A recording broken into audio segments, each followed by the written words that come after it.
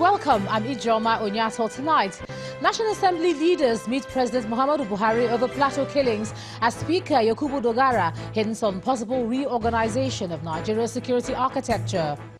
Nigerian army parades suspects linked to Plateau killings as protesters storm Plateau State Government House in Jos. Suspected herdsman killed 2 soldiers, injured 5 others in latest attack on Guma local government area of Benue State. And world's foremost chemical weapons watchdog, OPCW, grants itself new powers to assign blame for attacks despite protests by Russia.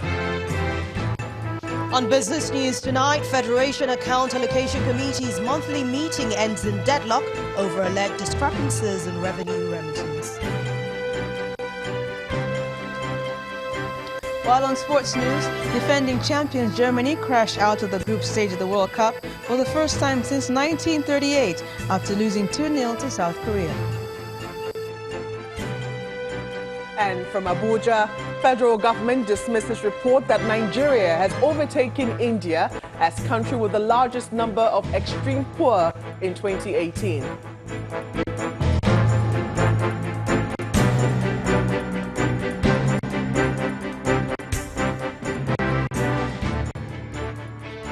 We begin tonight with the visit of the Speaker of the House of Representatives, Honorable Yakubu Dogara, and the Senate President, Dr. Bukola Saraki, to the presidential villa today for a meeting with the President. The meeting, according to them, was necessary in the wake of recent security challenges in the country, particularly in Plateau State. After the meeting, Honorable Dogara told State House correspondents that President Muhammadu Buhari is planning to reorganize the nation's security architecture to address ongoing security challenges, but he did not disclose the details of the reorganization. The Senate President, on his part, says the security situation in Plateau State and other parts of the country is becoming unbearable and requires urgent attention.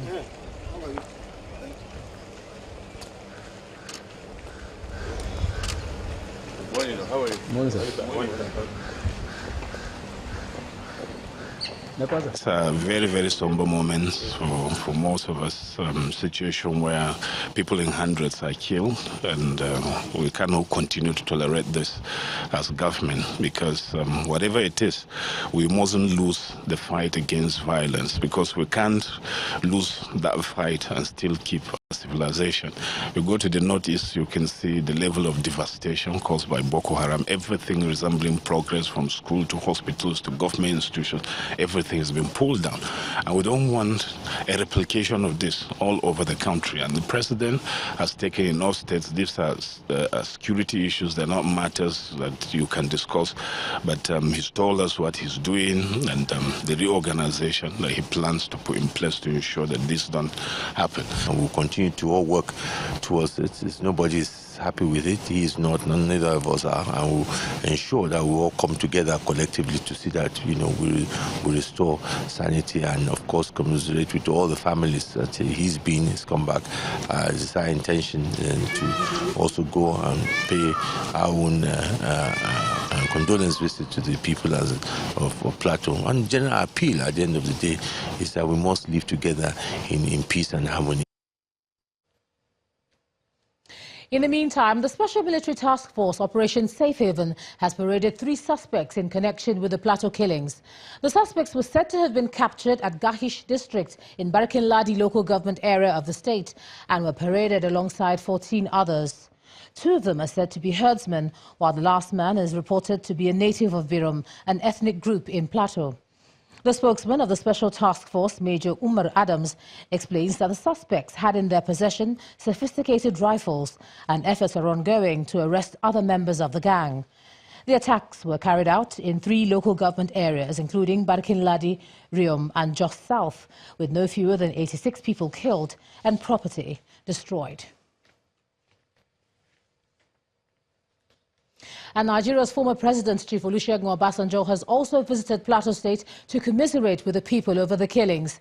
Chief Obasanjo expressed concern over what could have led to the killings and wants government at all levels to look into the matter.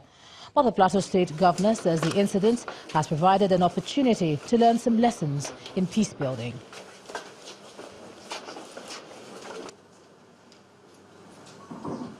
We should find out the cause of it.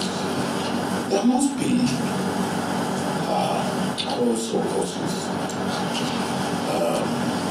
remote and immediate. And if we are going to deal with it and we are not going to continue to multiply condolence visits we must find out the root cause and deal with it. I believe that any human problem must have human solution. This is a human problem, yes. And I do hope and plead with the government at the federal level, and I would say joining hands with those of you at the state level, even at the local government level, even the community leaders, they really find what are the remote causes, what are the immediate causes. It's very unfortunate because if there is peace in Nigeria, or peace in Plateau State, everybody will be very happy. But the moment the peace is threatened in Plateau, many other places will also be threatened. But we've done our best within this short period. We've learned our lessons, and we're doing our best to maintain the peace. But like you said, we need peace not only in Plateau, but all over the country. And these ones will always be a lesson for us, especially those of us in government, to be very firm and look at opportunities and look at ways of making peace in Nigeria. And staying with the Plateau killings, members of the Christian Association of Nigeria in Plateau State today embarked on a protest march in Jos, the state capital, to condemn the recent killing of over 100 people in the state by suspected herdsmen. The protesters want the government to provide adequate security for the people, especially those in the rural areas.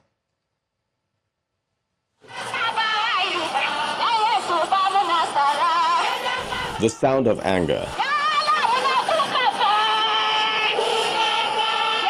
Members of the Northern Senatorial District of the Christian Association of Nigeria have hit the streets in Jos, the Plateau State capital, in protest over the recent massacre. Clad in black to reflect their feelings, the emotional protesters chant their way to meet with the governor. Their demand is for justice. Okay, the message is simply Christians in the northern zone where this attack has consistently happened are out today in Jos, the capital of Plateau State, and in marching from Old Airport to the government house, simply requesting the governor of Plateau State to become the governor of Plateau State if he is, to stand for the people of Plateau and return back our lands that have been captured. The perpetrators are there. They kill people. They enter the people's house and live there. They stay in our churches. And you see them. You cannot attack them. You cannot arrest them. We have problem. We know that we are law-abiding people, and that is why we protest to go and meet our governor, to tell our governor that we put him in that position to help our people. They have taken our lands in Riyom, in Berkinladi, in Bokos, in Bassa, and then nobody is saying anything. You can see example, we are coming, the Hausa boys here at Rayfield, they want to do something, and the military are looking at them, they did not say anything. If our children have reacted, the first thing they will shoot our children.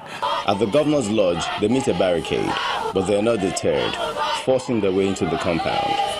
The absence of the governor must have incensed the crowd further as they smashed everything in sight. Expressing disappointment over the conduct of the protesters, the Commissioner for Information and Communication believes calmness should be the watchword. We believe that in a democracy, people have a right to protest. But a situation where they break through the gates of the seat of power of the state as a government house and even vandalize public property, destroy doors and even the clinic, is totally means that there is more to it that meets the eye. How the people can remain undisturbed at a time like this, when their lives are being snuffed in large numbers, is asking a lot. So hopefully, the government will pull out all the stops to ensure that frustration does not lead to reprisal. And still talking about security, but this time in Benue State, where 2 soldiers deployed in the ongoing Operation Whirlstroke were killed by suspected armed herdsmen in Guma local area of the state. 5 other soldiers were injured in the attack, including the captain who led the operation. The Deputy Force Commander of the operation, Group Captain Precious Amadi, confirmed the casualty figure to Channels Television when the State Governor, Samuel Otom, visited the injured soldiers at the Nigerian Air Force Hospital in Makurdi. Governor Otom volunteered to pay for the treatment of the wounded soldiers and all other patients at the hospital. We went for an operation and they came in contact with insurgents and they had a firefight and we lost some personnel. How many?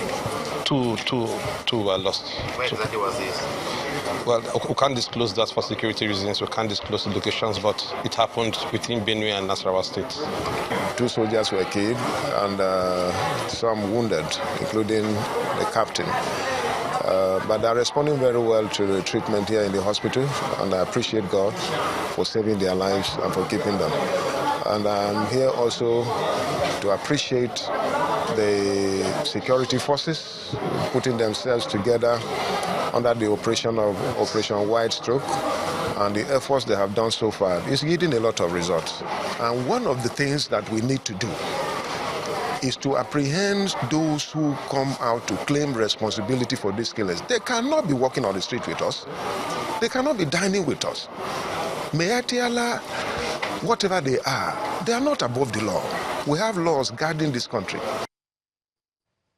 Well, we have reactions concerning the killings in some states, and Nobel laureate Professor Wole Soyinka wants President Muhammadu Buhari to match words with action by ensuring that herdsmen found culpable of killings are made to pay for their crimes. Professor Soyinka, in a statement today, says it's necessary for the president to speak in the language that the, quote, murdering herdsmen understand by exhibiting that forceful seizure of land will not be tolerated in any part of a federation under his governance. Professor Soyinka says, quote, crimes against humanity have been committed and restitution must be made. Nothing less will restore confidence in a government and reassure the people of its integrity, its commitments to equity in internal relationships, and the rightful custodianship of ancient resources, end of quote.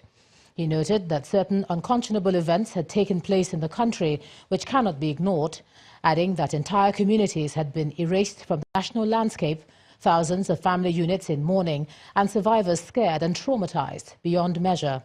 Professor Wole Soyinka's 5-page document is titled, On Demand, A Language of Non-Capitulation, Non-Appeasement. He concluded by saying that a presidential action would send a strong warning that the Buhari administration will not tolerate forceful seizure of land anywhere in Nigeria. And now a meeting of the Nigerian Governors Forum is underway in Abuja, and national security is one of the issues on the agenda. This may not be unconnected with the recent killings in some parts of the country. The new minimum wage is also expected to be discussed. Members of the Nigerian Labour Congress recently asked the federal government to raise the minimum wage to 66,500 naira, and we'll tell you more about what transpires at that meeting as it progresses.